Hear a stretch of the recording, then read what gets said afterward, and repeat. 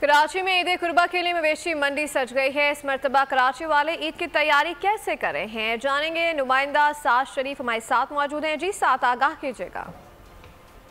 बिल्कुल, ईद उल अज़हा की आमद है और शहर कराची के मुख्तलिफ इलाकों में छोटी और बड़ी कुर्बानी के जानवरों के लिए मंडियाँ सज गई हैं। मैं इस वक्त मौजूद हूँ सादी टाउन में, जहाँ पर एक छोटी मवेशी मंडी तो लगी है, लेकिन यहाँ पर अगर आप मेरे अकब में देखें तो यहाँ पर एक जानवर जो कि तमाम इलाका मकीन की तवज्जो का मरकज़ बना है। छोटे छोटे बच्चे यहाँ पर आते हैं, फैमिलीज़ यहाँ पर आ रही हैं। जानवर ख़रीदने के लिए आए हैं या बच्चों के शौक़ पूरा करने के लिए भी? बिल्कुल, बकरीद तो बच्चों की ऐसी होती है कि बस के ना पूछें।